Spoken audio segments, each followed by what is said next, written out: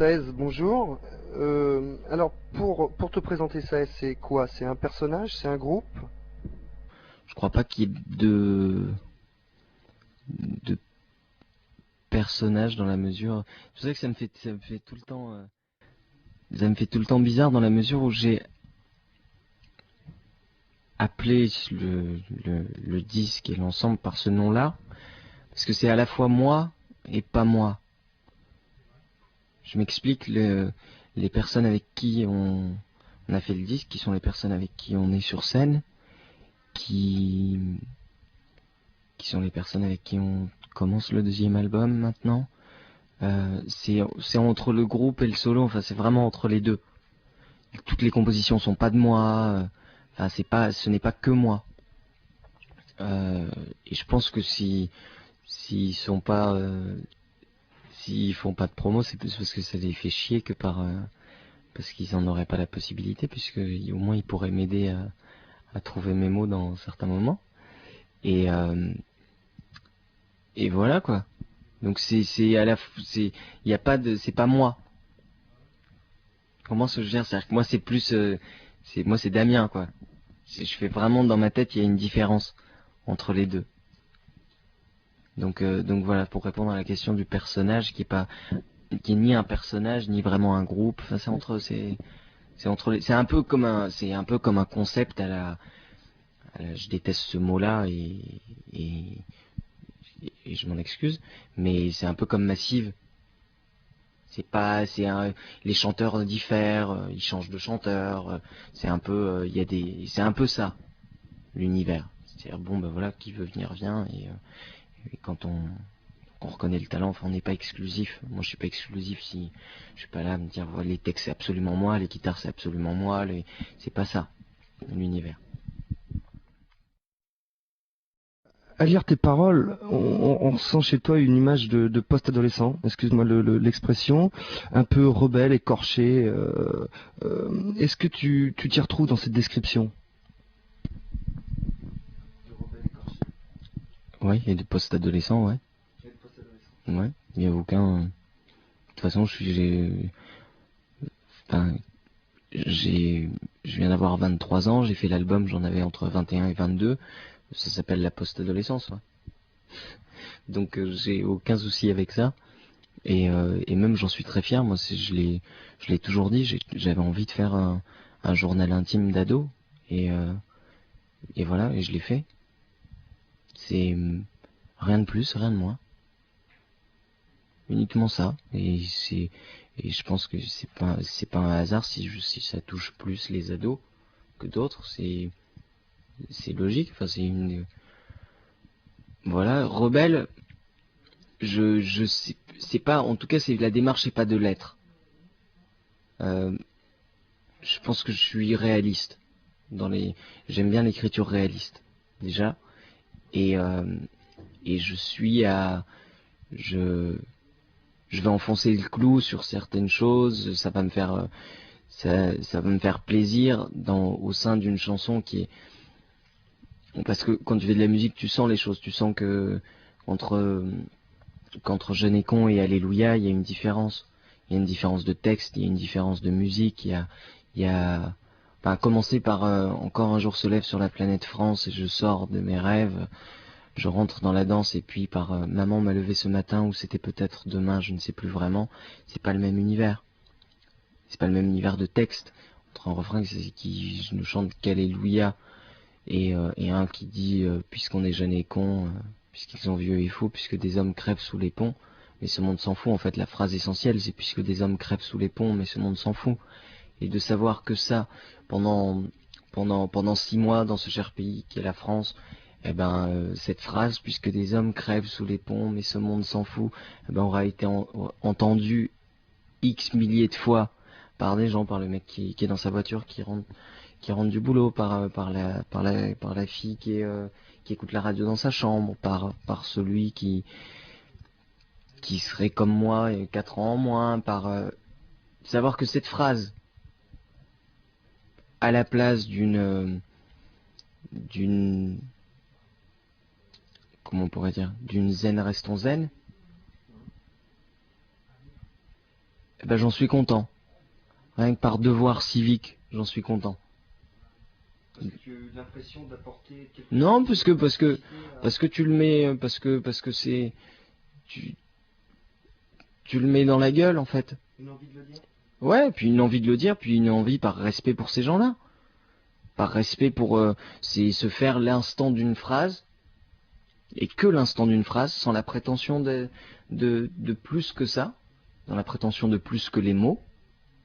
C'est-à-dire, je mets la limite, qu'ont les mots, également. Eh ben, le porte-parole de mecs qui aussi crèvent de froid en France, l'hiver. Et voilà, t'en parles plutôt que de parler de ta relation amoureuse avec je ne sais quelle fille ou avec je ne sais quel café ou voilà, c'est un choix personnel et donc je sais pas si rebelle est le mot. Écorché beaucoup plus, très clairement. Ça c'est ma nature, mais en fait dans écorché, moi je mettrais une parenthèse avec sensible parce que c'est vrai que j'ai toujours été extrêmement sensible. L'inégalité m'insupporte, l'injustice m'insupporte. Voilà, ça va même je vais faire la caricature de moi-même, mais jusqu'à la sensiblerie où voilà, où il y a des moments où tu peux dire ouais, ça va, c'est bon quoi. Tu vois, c'est vrai que j'ai toujours été plutôt la chair à vif. Voilà. Donc sur ton CD, sur la jaquette, on ne voit pas, il n'y a pas de titre, il n'y a pas de choses qui nous indiquent soit le nom de l'album, soit le groupe, il n'y a rien. Est-ce une volonté et si c'est une volonté, est-ce que ça vient de toi ou de ton entourage? Genre je vais la faire différemment que juste avant, histoire de pas avoir l'air bête. Déjà, il y a que dès le départ, moi je voulais pas avoir ma gueule sur la pochette, c'était pas possible. C'était impossible. Cette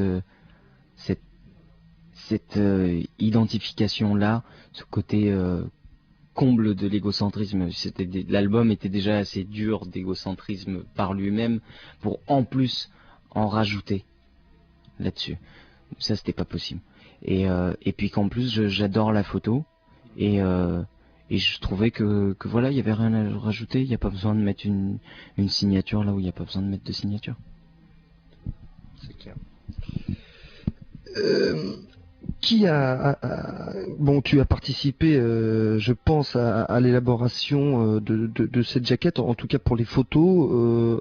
Qui a choisi les photos? Est-ce que tu avais une volonté de trouver donc les photos que l'on peut découvrir là sur cette jaquette, ou est-ce que on t'a proposé des choses C'est totalement. Mais de toute façon, tout ce qui concerne le CD, la musique, tout ça, c'est moi. C'est la même réponse que pour le laisser sous contrôle d'autres mains. C'est pas possible. Tout ça, le choix des photos, tout ça passe par moi. Donc voilà. Donc on peut considérer que les gens qu'on voit sur sur ce livret sont des gens que tu connais de ton entourage. Cette demoiselle est Amandine. Donc voilà. T'as pas le. Non, j'ai pas le. T'as pas le disque? Non. T'as que ça? C'est que ça. Ouais, parce que quand tu enlèves le CD, tu sais, il y a le sein nu. Donc voilà, cette demoiselle est Amandine. Ici, c'est tous mes potes de Bahut. Et dont Franck et Antoine qui sont dans le groupe. Ouais. Celui-ci. Et voilà, oui, ça fait partie intégrante de ta vie. Ouais. Ouais. Moi, c'est ça, journal intime d'adolescent. D'accord. C'est ouais. J'ai compris tout à l'heure, enfin tu as dit tout à l'heure que tu n'étais pas le seul compositeur, en tout cas pour ce qu'on peut trouver dans le CD. Peux-tu nous dire qui a participé donc aux compositions Je travaille pas mal avec Franck, qui est là. Ouais. Et puis Marcus et Jean-Daniel qui sont pas sur le livret. On a pu remarquer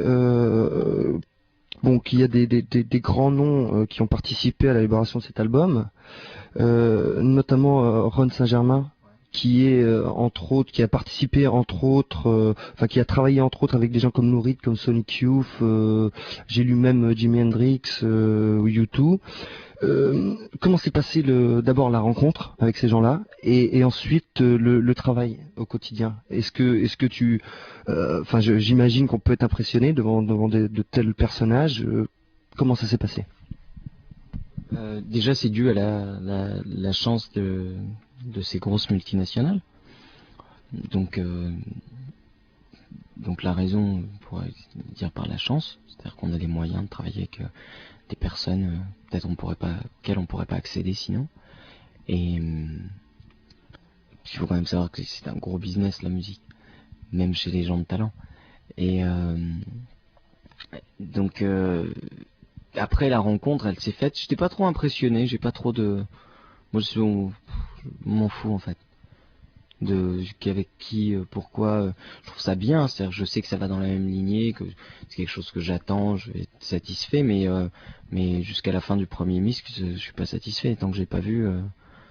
Beau s'appeler comme il veut, tu vois, si ça colle pas, ça colle pas, et il faut que je reconnaisse son travail. Donc voilà. Et pourtant, donc ce personnage, Ron Saint-Germain, a participé à Lou Reed et je crois que tu es quand même un fan de Lou Reed, ou en tout cas de ce qu'il fait. C'est vrai que ouais, ouais, je suis un grand fan de Lou Reed. Donc ça aurait pu. Ouais, non mais quand même, oui. Oui, c'est sûr que ça fait plus plaisir que. Mais les Américains, ils sont bizarres. C'est-à-dire que d'un côté, il va pouvoir faire Lou Reed et puis il a fait aussi des mix pour Whitney Houston enfin c'est le business. Voilà, le business. Donc ça c'est ce qui me fait prendre du recul et, et c'est tout. Mais bon, pas de souci avec ça. Donc, avant d'entamer un nouveau sujet, est-ce que, bon, tout à l'heure tu as parlé d'un nouvel album. Donc, est-ce que tu peux nous parler de ça? C'est-à-dire, est-ce qu'il y a déjà des choses de mis en place? T'as déjà des choses dans la tête, des axes, des directions? Tu peux nous en parler? C'est difficile d'en parler parce que il y a un côté un peu surprise, notamment dans celui-là, qui sera quand même très différent, et et de deux, il sera assez conceptuel en fait, même si j'aime pas le mot. Euh, Ce sera pas que de la musique.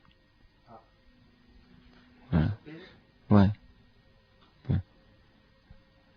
Ouais. Ouais.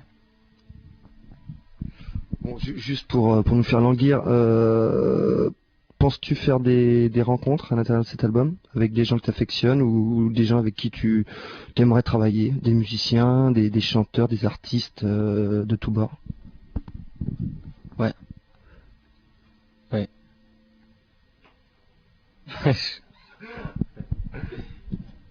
Donc ok, on a compris que il va falloir être à l'écoute de ce nouvel album et puis des médias quoi. On va parler de la maison de production maintenant, Island. Donc bon, à 23 ans, atterrir chez Island, c'est quand même bien. Certaines personnes pourraient être même jaloux de ce statut. Comment s'est passée la rencontre avec Island et puis comment se passe maintenant le travail au quotidien? Est-ce que tu es content? Bah, ça va me faire chier de dire ça parce que j'aimerais bien. Déjà, moi, faut savoir que je passe pour le chieur des chieurs et parce que je suis le chieur des chieurs, notamment avec eux.